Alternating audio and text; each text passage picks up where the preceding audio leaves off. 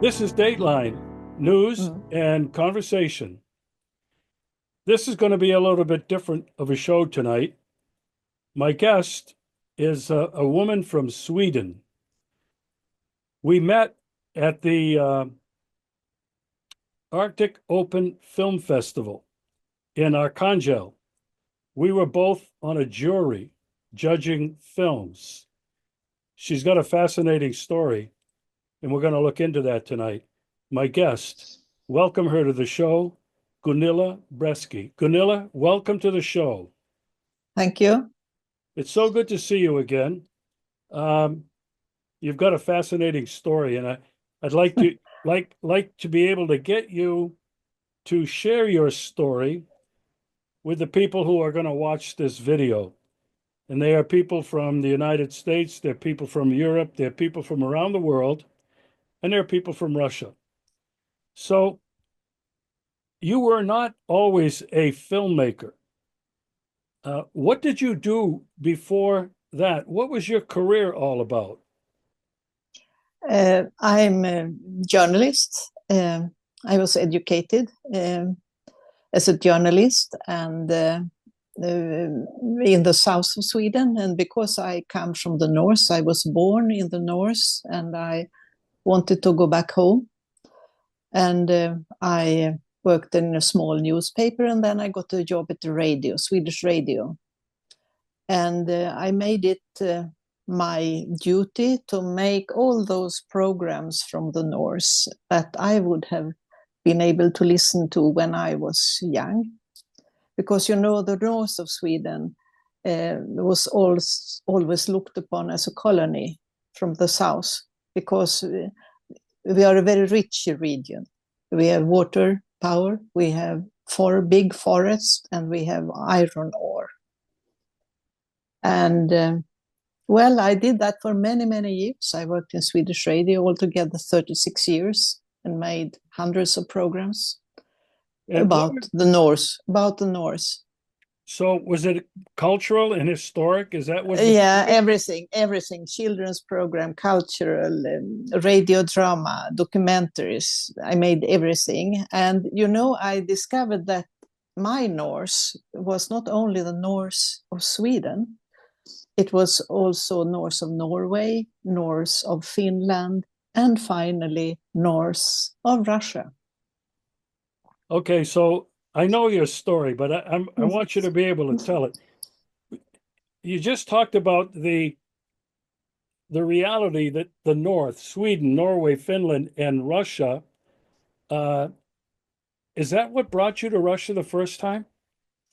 Yes, you know, after the collapse of the Soviet Union, a Norwegian minister, Stoltenberg, actually the father of Jens Stoltenberg, the former NATO chief, he started a program called the Barents Cooperation. And he wanted us from Sweden, Norway, and Finland to meet our colleagues, neighbors in Russia.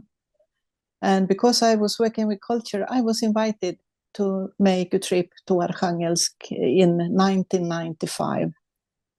Wow. And so, wow, 1995, you know, It's 30 years ago, yes. And you know, it was a fantastic time because we had a almost direct flight aeroplane from Luleå via Rovaniemi in Finland and then to Murmansk in Russia and from Murmansk to Arkhangelsk. So I could be there in 3 hours. well, you mentioned 30 years. And in Mm. those 30 years, you've been coming back to Mm. to Russia. Uh, Yes, yes. You know, when I found out that I had been in Russia 100 times, I didn't count anymore. wow, 100 times. All right, but I want to start with the first trip. Okay, Yeah. that was right after the dissolution of the Soviet Union. The Mm. 1990s Mm. were a terrible time for, Yeah. I It, think, all of Russia, most of the Soviet Union. What did you discover on that first trip? We were a group of cultured people, 10 from Sweden, 10 from Norway, and 10 from Finland that came. And we were supposed to meet our colleagues, and we met artists, directors, actors, all kind of people working with culture. And we found a very, very poor country, we thought, but very rich in culture. And, you know, we are living so close to each other. If I was a bird and could fly to Archangelsk, it's 800 kilometers.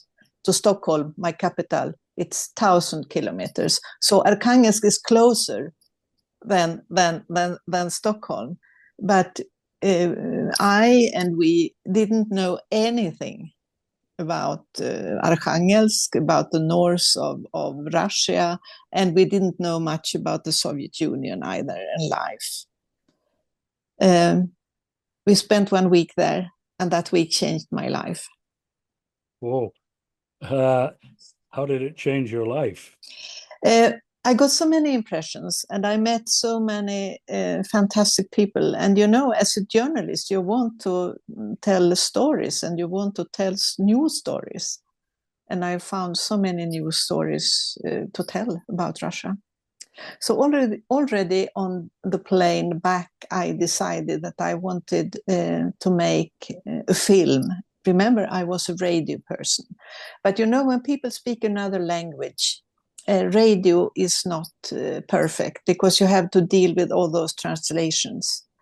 But in Sweden, when you make a film, we have subtitles in Swedish, so people can speak their original language, and we subtitle into Swedish. So I decided to make my first film, and in Archangelsk I met, as I told you, many wonderful people. And there, I had the special person that opened this country and the soul of Russia to me, and her name was Katerina. So I, as a journalist, you're always thinking of how to label this, how to find the story. You have to put it short.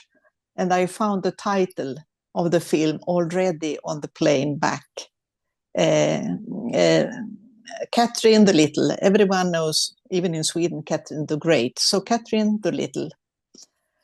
And I think it was because of the title that I got money to do my first film. But I must also say that at that time, many people in Sweden started to be interested in Russia. They had the same feeling as me. They are our neighbors, and we don't know anything about them. So let's find out. Let's meet them. Okay, And I made this film, and it was it was very well received. But you have met Katja, and you can understand that 30 years ago she's still a brilliant woman, but she then was very young and very energetic. And at that time, most of the films that were made about Russia, what about corrupt politicians, about alcoholism, or about mafia, and the women were prostitutes. And in my film, I showed Katja and her friends that very normal people. And at that time, the economy was very bad. So my friends, they continued to go to their work in the theater, to repeat music with the chamber orchestra without salaries. And they were living of tea and black bread, maybe some vegetables that grandmother, if she had the dacha, could bring them. But they had this spirit. And I remember the last evening we had a dinner together. All the people who had been working with the film, and I asked everyone, what is your biggest dream for future? And everyone, they were very young, talented people between 30 and 40 years old. And everyone said, we want that Mother Russia will survive and be strong, and we will do everything to make Russia a great country. No one was saying, I want to go to America or I want a Mercedes. And that was it made a very big impression to me when I understood the people, their love for the country and their belief in the future, even if the situation at that time was as we could see it, there was no hope. So you were guests there for a week. They put you up in a 5-star hotel, didn't they? No, we lived in an old party hotel that was not so clean. But it didn't matter because we didn't have time to sleep. We were sitting all the evenings and almost all the nights. We 30 people from Sweden, Norway, and Finland, and discussed what we had seen, what we had heard, what we had learned, and well, as I said, it changed my life. Let me ask you a little bit more about how it changed your life. And you said something that not a lot of people outside of Russia understand. You said on that first trip, and I'm sure it was reinforced on all the other trips that you've made in 30 years, you discovered the soul of Russia. Mm. Could you explain for me what that means to you? It's not very easy to put words. It's more a very, very deep feeling. But I could try. I think the Russian history have been so full of pain, but also of joy.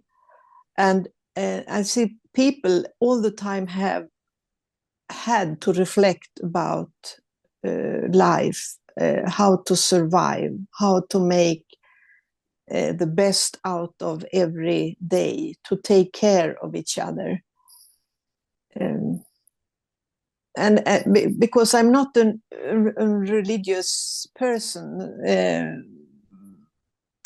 I cannot talk about the religion, but I understand that it means very much now to Russian people. And maybe it is also part of this soul. I'm sorry, it's very, very difficult. I don't know if you can explain. It's more a very deep feeling of that you feel very much at home, even if you don't share history, you don't share language, but your soul meet other souls. I think you stated that very well. Most people probably can't speak very articulately about this Russian soul. But like you, I've felt it. I felt it from the first time I came here in 2016 on each successive trip. And now living here now for 5 years, I express it like you do. It's a feeling that when you're with these people, Russians, many from the Soviet era, you can feel it in their just the way they look at life and their values and the way they appreciate their values, their history, their tradition. You mentioned you weren't particularly religious. I don't know whether you know or not, but I used to be a Roman Catholic priest. Yeah, you told me. Yeah. And I left the whole thing 40 years ago, and I'm not a big believer in organized religion, but I have attended Orthodox services very rarely until recently. And I have to say that as a former Roman Catholic priest who studied and lived in Rome for 4 years, traveled throughout Europe, I have never seen the expression of faith, a feeling. It's not articulated in scriptures and dogma and theological terms. It's a feeling. And just Saturday night, Tatiana Buharina and I went to the Easter service. Now, I'd been to many of those in my life as a priest and before, and I made a short video about it. But this is, I think, important. I have never seen people who participate and who sing and who, I mean, really participate in the whole thing. 3.5 hours, everybody standing, including children, and in very close proximity. There are no benches or pews like in Catholic churches and Protestant churches.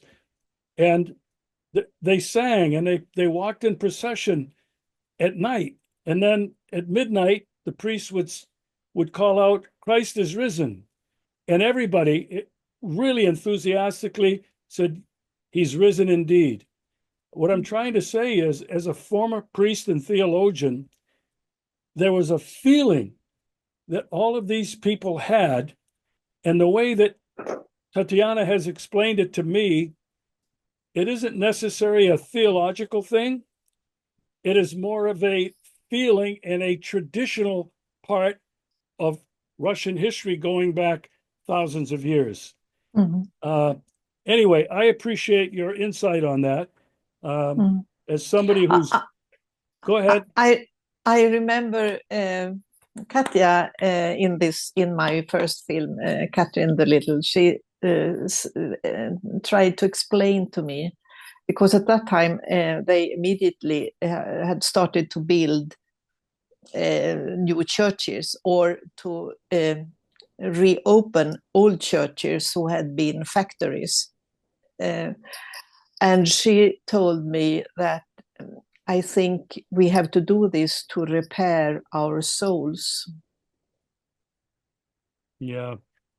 Well, I appreciate that, Gunilla.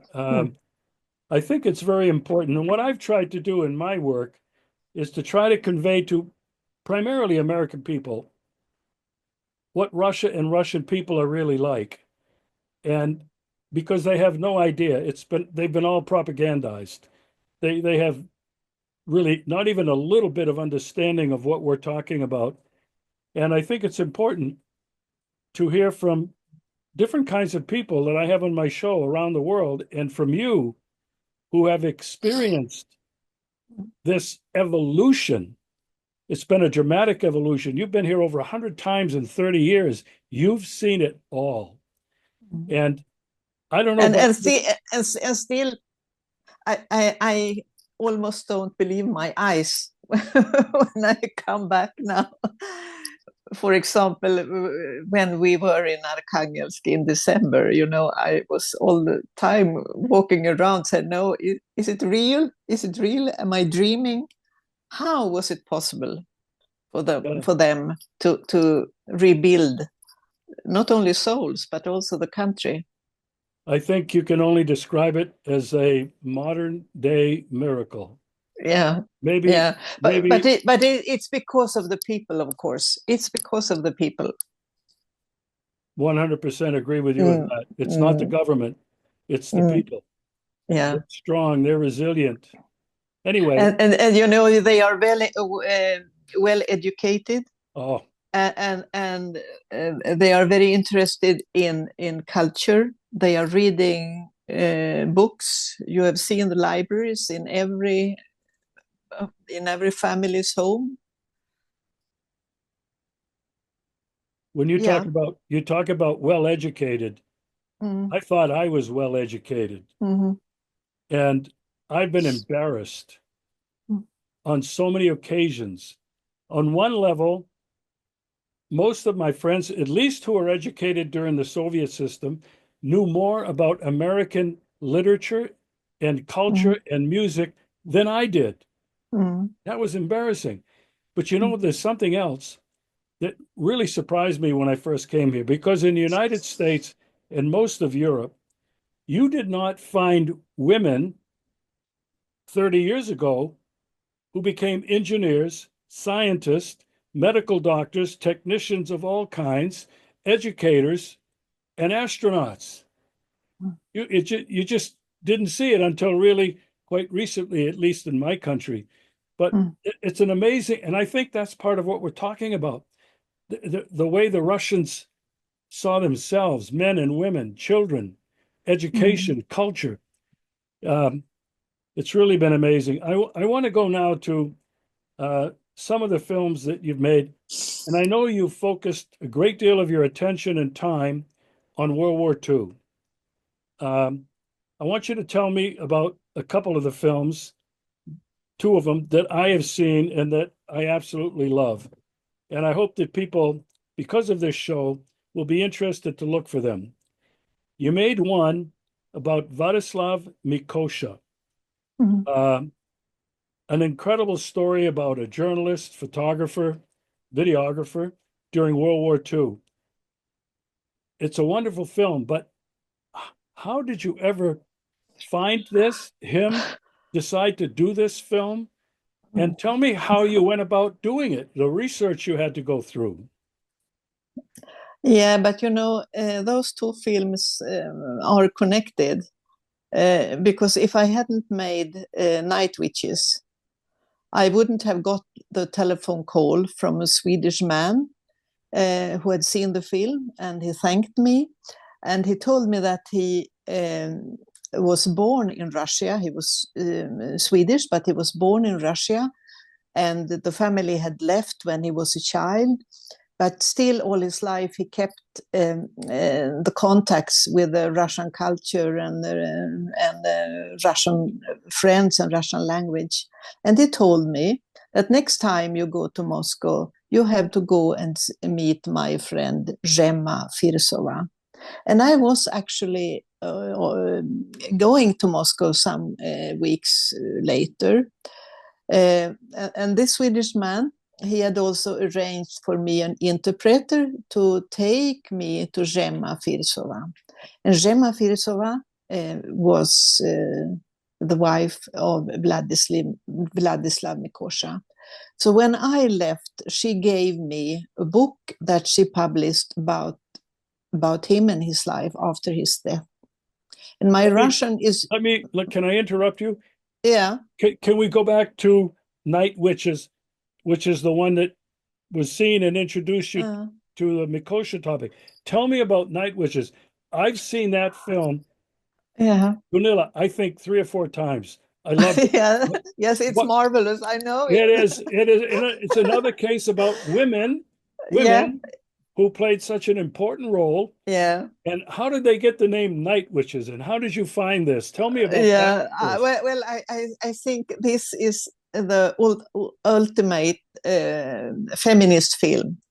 These women who were young students that became pilots during bomb pilots during the war.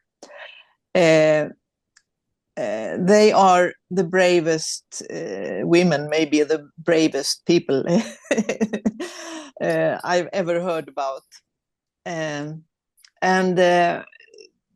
All my films, they sort of came to me. I was never looking for a topic. They just came to me. And Night Witches came to me also by a phone call from an ordinary Swedish woman who had read a book about them. And she told me, I have seen your films about Second World War. And do you know about these women? And I didn't. So I started to make research. And I found in my film, I could present, it was made between 2006 and 2008, and I found 8 of those women still living who shared their stories with me about bombing the Germans night after night in small planes made of wood and linen. You know, it was planes that usually were used in flying schools. But those women, they created a regiment. Well, they didn't create a regiment. The story behind is also very fascinating, because, you know, when the Germans attacked in June 41, of course, all the men made their service, and all. Well, I have to start a little bit before, because before the war, it was very both boys and girls went to schools to learn how to fly. It was very popular also among young girls to learn how to fly. And when the Germans attacked, the boys, of course, they had to go to a regiment and to start the education and start to defend the country. But the girls, no one asked for the girls. And there was a very famous Soviet Russian woman pilot, Marina Raskova. And she got so many letters from young girls who wanted to take part to defend their country. And she had good contact with Stalin. So she persuaded him to make women regiments. And the women I met, they were from one of those regiments. And their duty, as I told you, it was to, during the nights, to fly and to bomb the Germans. And it was a very, very risky project. And because when they came, the Germans, of course, found out, and they tried to shoot them down. And many died, of course, but many survived. And how did they get the name Night Witches? It was actually the Germans who gave them that name, because they came like witches during the night, Nachthexen, as it's called in German. Yeah, I loved it. That was an amazing title, an amazing movie. Yeah, you know, they were young. They were around 20. They were so full of life and love, and but they were very, very. They got very, very experienced and very, very professional.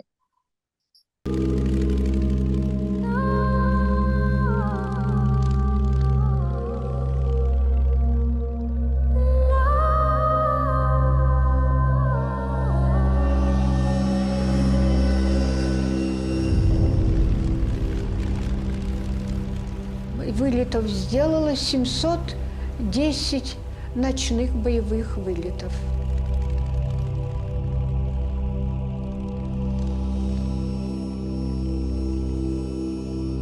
Я сделала 848 боевых вылетов.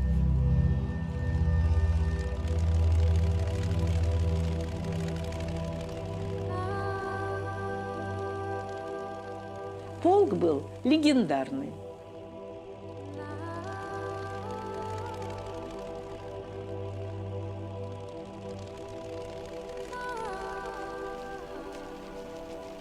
Это был единственный в мире полк, в котором воевали одни женщины.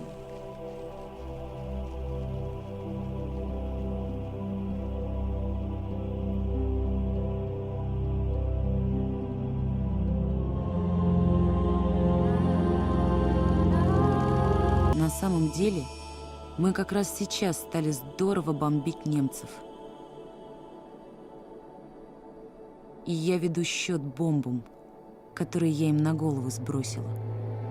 Когда приходили по расчетному времени на цель, что штурман сбрасывала светящуюся авиационную бомбу. Эта бомба раскрывалась на парашютике, освещала землю, и мы проверяли, вышли мы на цель или не вышли. И заходили и бомбили. А здесь включались прожектора и начинали стрелять зенитки. Вот когда уже заходишь на цель, и нужно сбрасывать бомбы, штурман говорит, держи курс, высоту держи, она прицеливается, тут уже все собрано, уже ничего не чувствуешь никаких, только нужно выдержать вот эти положения, чтобы хорошо могла прицелиться штурман.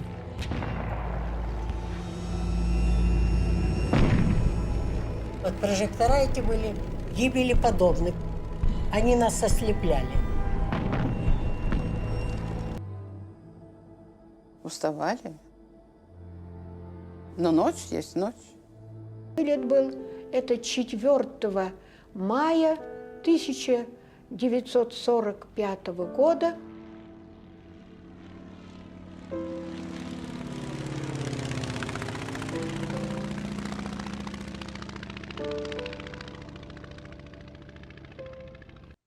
Okay, so I interrupted you because I started asking you about Mikosha.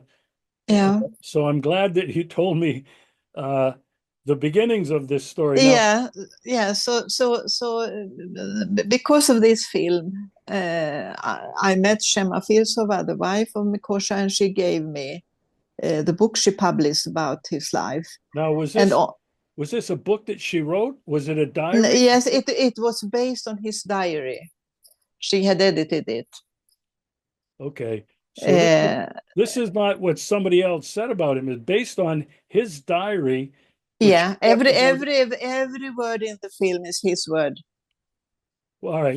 From his diary, and then the duty was for me to find the pictures that matched the text, because I knew because there was a date.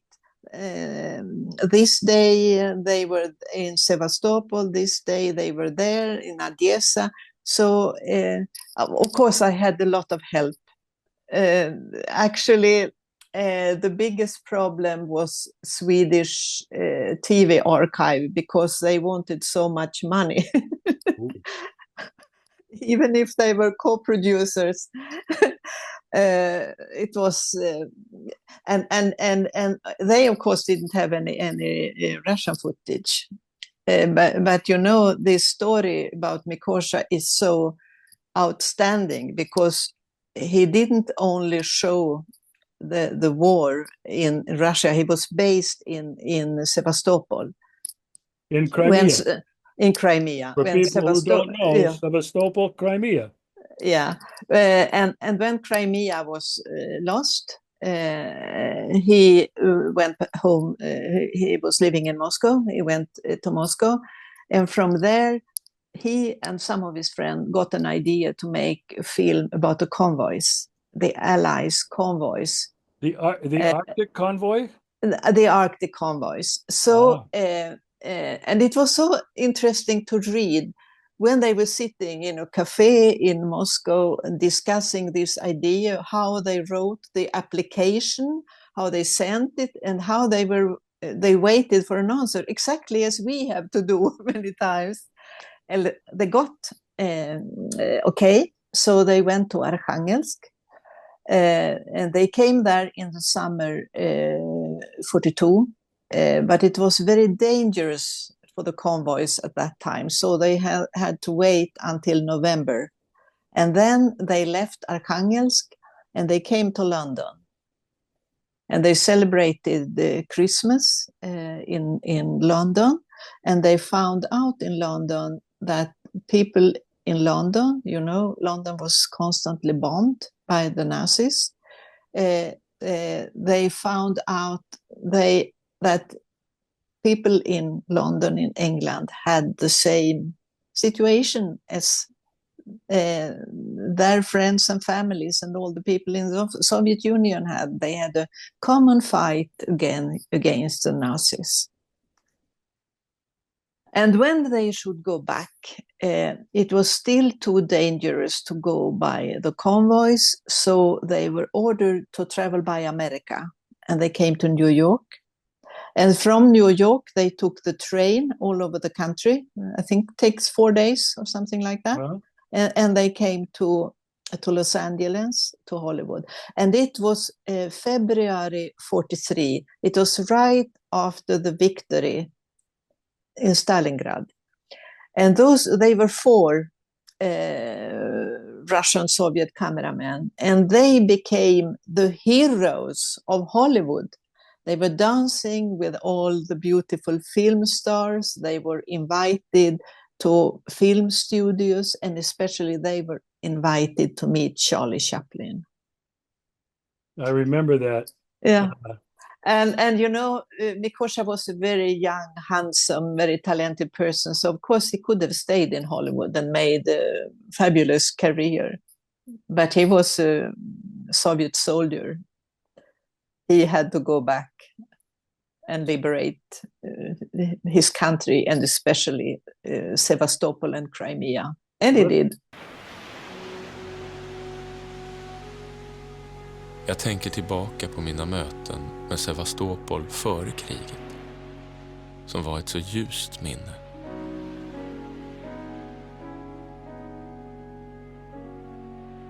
Två år senare går jag här igen.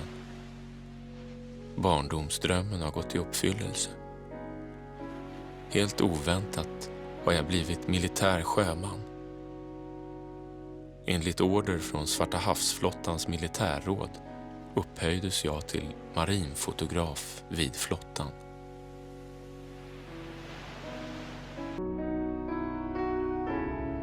Bara en dag i Sevastopol var fredlig,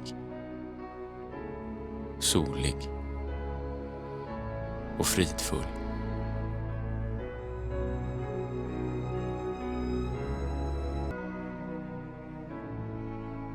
Men den var snart förbi. I gryningen dök Messerschmittplanen upp, och efter dem följde svarta svärmar av Junkers Ju-87.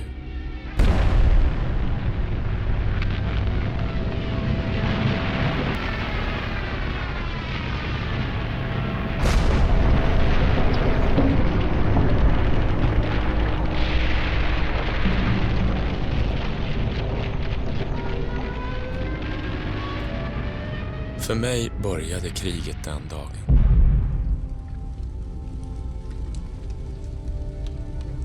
Flög hus och hela kvarter i luften.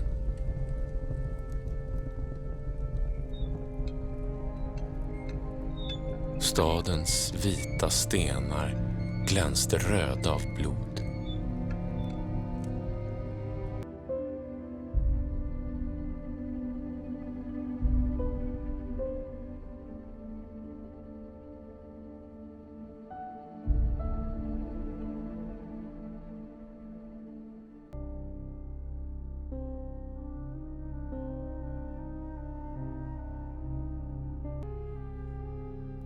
Och vi såg där gevärssalut smällde till i luften.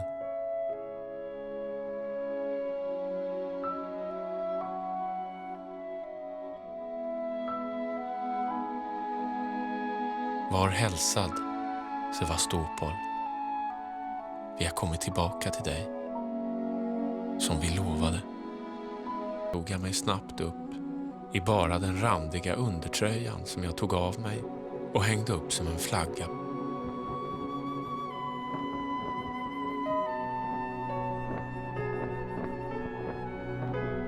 Sevastopol är vårt. Det är fullbordat.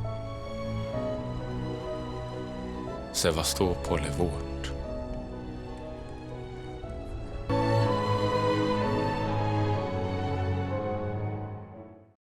This was not easy for you to make this film. You just No. briefly alluded to that. No, I've never done anything that was easy. It's not it's not so interesting to make easy things. But you mentioned archives, and only briefly. Yeah. I know you spent a lot of time in archives, and not just in Moscow. No. Well, tell us about that.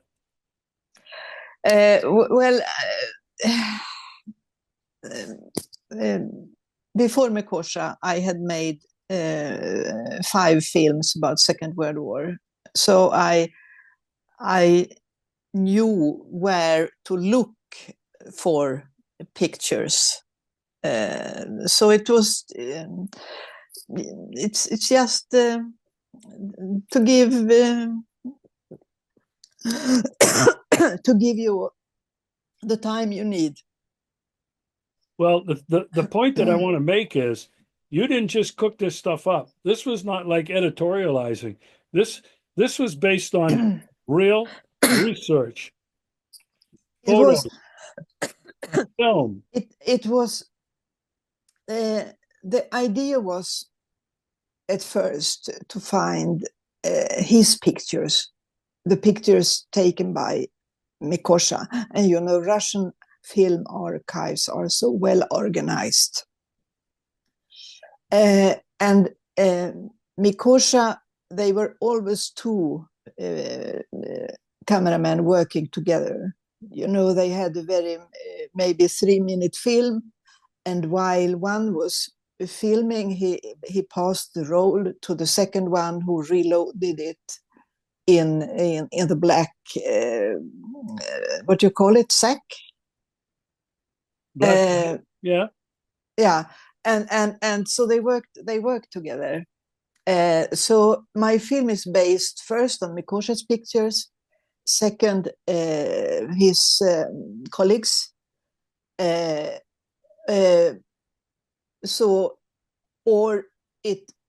the film there are also pictures that he could have seen, but for different reasons couldn't have taken. And there are no historians, there are no experts. It's only Mikosha's own words from his book and his or his colleagues' pictures. So, it was a fantastic. I mean, it was, for me, it was a love story to make it. I never met him, but I fell in love. I can admit it. My husband sits in another room, but I think he understood it already. Of course. Yeah, and you know, it's also, as a filmmaker, you I think you will agree that if you find a person who carries a very, very big story, that you can through one person tell something that is very rich and very complicated. It's what you as a journalist always are waiting for, looking for those people and those occasions. And Mikosha, he was sent to me by someone who wanted me to tell this story. I was happy to get a very professional producer in Stockholm. You know, in Sweden, it's men who are 40, 50 years old. They are usually very interested in Second World War. and he was such a person. And when I told him my idea, he said, "Gunilla, I've seen what you have done. I will help you to do it." So he collected the money we needed. Wow. All right. So the second question that I have, where can people see your films? Nowhere.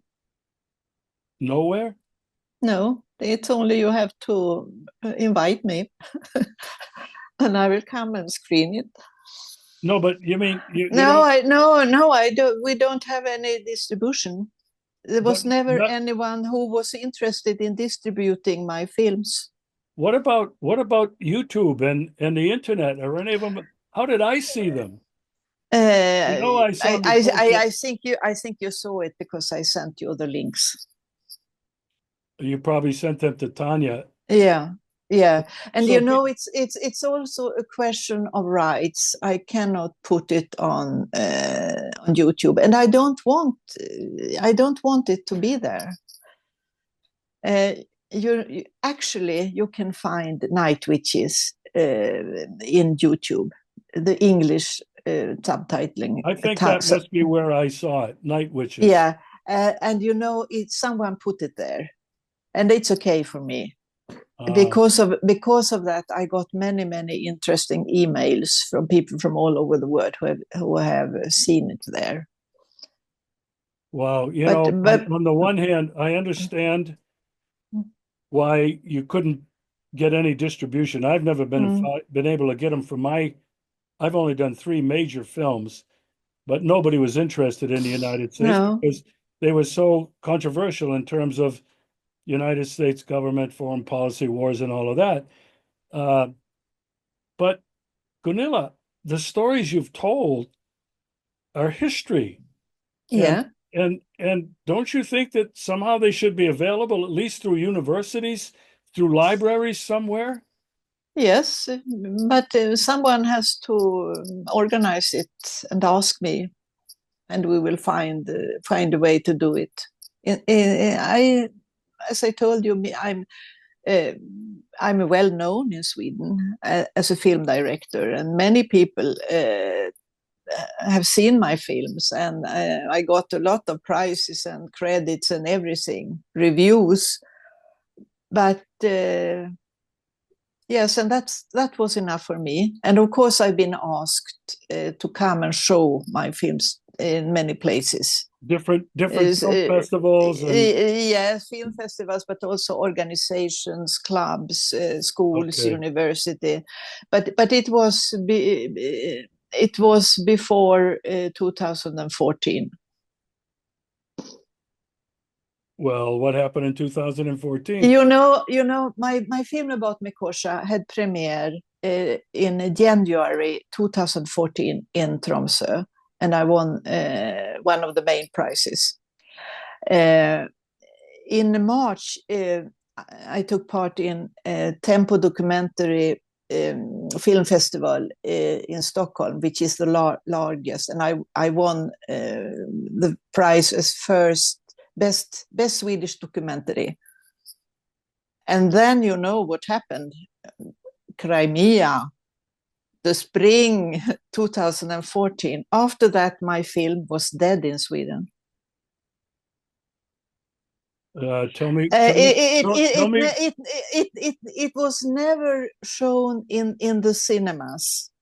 It was shown in the TV, yes, because Swedish television had put money in it, so they showed it very late one evening.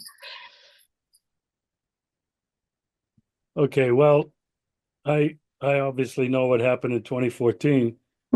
I've also documented that many times. Let me. But as you said, it's history, and you know, I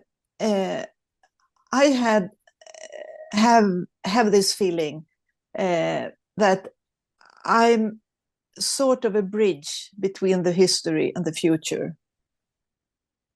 And what I've done in my professional life at the radio and also in my films was stories, people that impressed me, that touched me. And if you have seen my films, you also see that I have a very personal way of telling a story. And I want to give my work to the future. And in 50 years, many people will know about me, I'm sure. Well, you certainly have made an incredible contribution. And just from the 2 films I've seen, Night Witches, which I saw on YouTube, I'm sure, and I saw Mikosha in Archangel. Anyway, so I'm kind of sad and perplexed that you haven't been able to get those films into distribution and out there. Maybe somebody watching this show might have an idea. Yeah, I can tell you that the film about Mikosha, I was invited to Telluride Film Festival in the United States. Do you know that festival? Which one? Telluride. Telluride. Yeah, It's sure. a very... They rejected all three of my films. No, I was invited. And you know, there was so long queue of American people who wanted to see this film. So my husband had to give his place. Which one was that? Mikosha? It was Mikosha, yeah. Yeah. And you know what people, they didn't know this history that Hollywood during the war made so many films about the Soviet Union. You know, American people and Soviet people were friends. They had a common enemy. Yeah. Mm-hmm. And every studio, when Mikosha came to Hollywood, every studio made a film. The Boys from Stalingrad. So many films were made about Soviet Union, about the life in Soviet Union, and about the war. But American people didn't know, because of the Cold War, about this part of the story. So it was like I was coming from Sweden, telling them a little bit about their film history. And I remember one American lady, she said, I wish that Mr. Obama and Mr. Putin could watch this film together. Then they would have to start to talk to each other. Obama was the president at that time. All right. Let's continue, if I may. Yes. You're obviously now just riding on your laurels and just enjoying life. Are you doing any work, any new projects, or is it? Well, you know, my first film about the war, actually it started in a cafe in Norway. I happened to open a paper and I saw a picture of a man, and I couldn't forget his eyes. So I had to find out, who is he?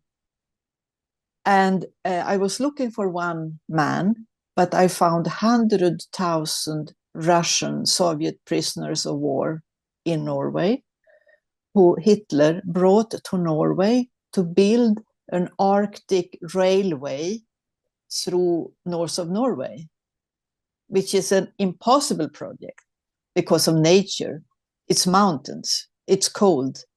And the people who should build this railway were Russian Soviet prisoners of war.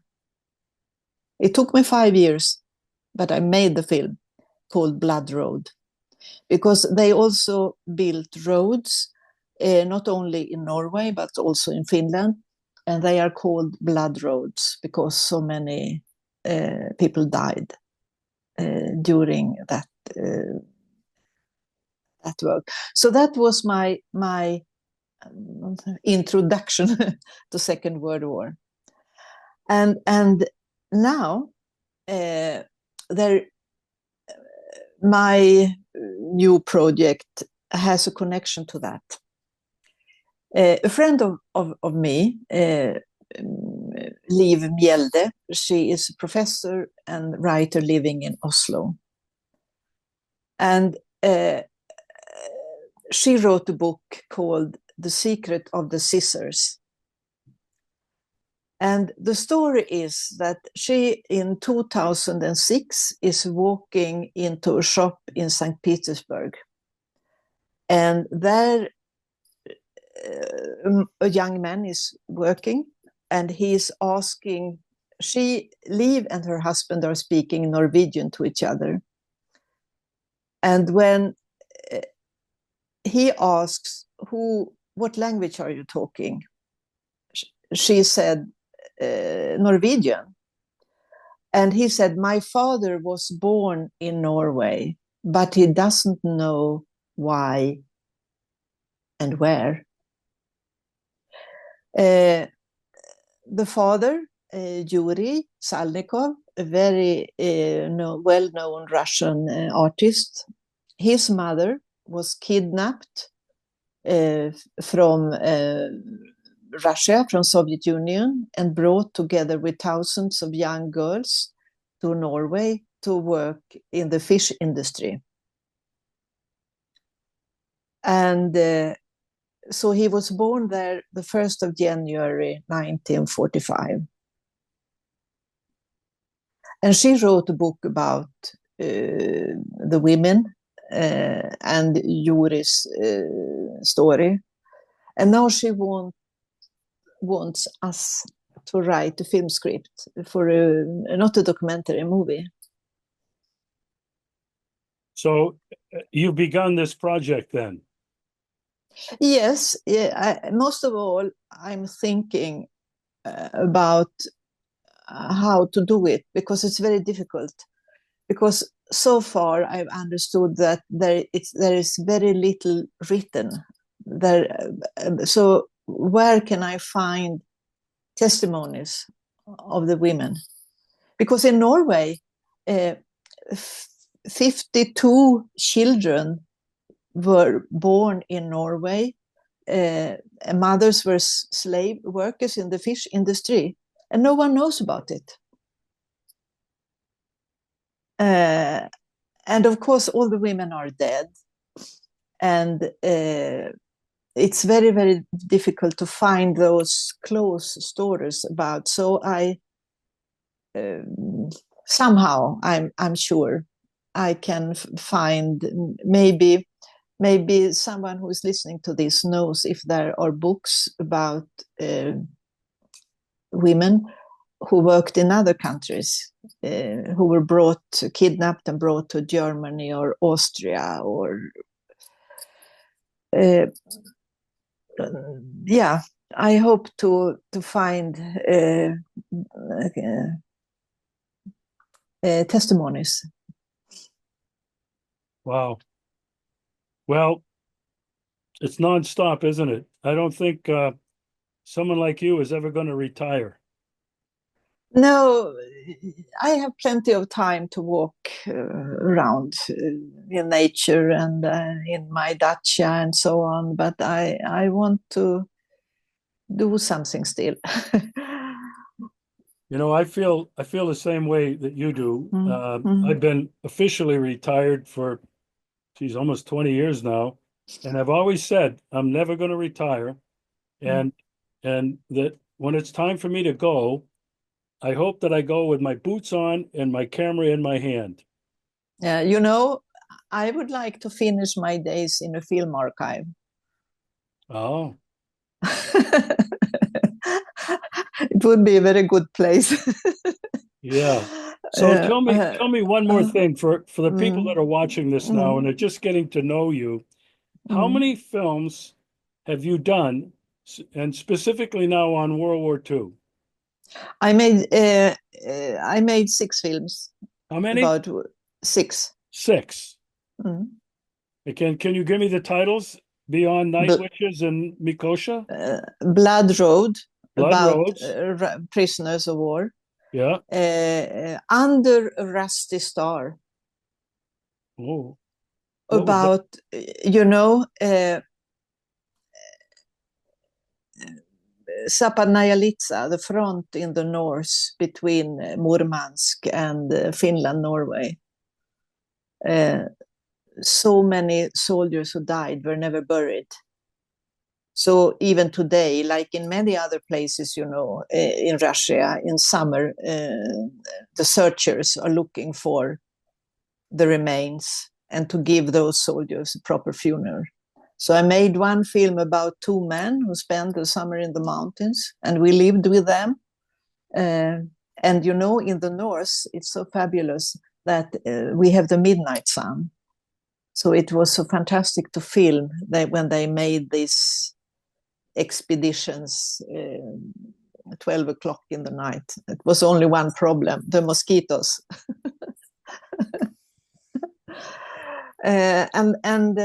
Then I made a film called Dear Vera, who is about a young partisan girl you know, the partisans were the women, but also men who were too young to go to war. So they became partisans. And Vera had a very special story, and she killed herself during the war. And because, you know, if you did that, you were considered to be an enemy. And only after the fall of the Soviet Union, a friend of mine who is a writer was, unfortunately, he's not with us anymore. He made books about the partisans' history, and he heard they were talking about Vera, but he never got an explanation. So, like me, who fell in love in Mikosha, he fell in love with this Vera and started to look for her history. And I made a film about him and his search for the true story of Vera Palyanina, who died when she was 22. Oh, wow. Okay, so there must be a couple more. And then one of the films is from Norway, north of Norway. You know, the Soviet partisans had help from Norwegian partisans. And it's a very, I think, this film had made so many people cry. And it's the film that Swedish people will remember me most of all for this film. And it started with, I was in a museum in north of Norway, and I saw a blanket, embroidered blanket. And I started to look for the history, and I found a woman. She and her husband helped the partisans, and the Germans found out. And he was killed, and she was sent to camps in Poland and Germany. And in the camp, she embroidered her life on the blanket. She did never think that she would survive, but she thought, because in the corner she wrote her name and the place of her village, the name of her village, and North Norway. And she thought that maybe someone would send the blanket to her children, but she survived. Wow. And I found her, and it started with a radio documentary, and it was only after 8 years after this radio documentary that I could make a film, because you conquer a history once, but you cannot not very easily transform it to another medium. It doesn't work so. But after 8 years, I met her granddaughter, and I understood that this young woman could tell the story about the grandmother. And what was the name? A gray blanket with embroidered flowers, because, you know, she made it in a camp, in a German working camp, but the blanket is so beautiful. Wow. You know, with a small needle, and all what the Germans, all their cannons, all planes, everything, it's rusty, it's nothing, it's dust. You know, but what a woman made with a needle and some yarn, it will stay forever. You're frustrating me. You've got all of these important and very interesting films that I can't see. Mm. Help me to solve it. Okay. This has been fascinating, Gunilla. I have to ask you a political question. Mm. I think we could call you an expert on many aspects of World War II, the Great Patriotic War, as the Russians call it. Next month, on May 9th, Russia will celebrate what they call Victory Day with a huge parade through Red Square. The political controversy is this: there are many countries in the world who refused to go and acknowledge, and they were allies, but they refused to acknowledge the Soviet role in winning World War II. Even the Americans still cannot, there's only a handful of people who believe that Russia, the Soviet Union, won World War II on the Eastern Front. The political question is this: how do you conceptualize this as somebody that's living in a country that I think probably will not celebrate the Soviet Russian victory in World War II? That's why I made my films, to teach people, to make them understand the sacrifice the Soviet people made to liberate not only their country, but all Europe from fascists. But you know, I live in Sweden, and Sweden and Russia have a very long history of wars through history. So it's the Russophobia is part of people's brain. And it was only a break from during this Barents cooperation that Mr. Stoltenberg created in the middle of the 90s and lasted for 20 years. It was only a pause. And now it's worse. It's worse than ever.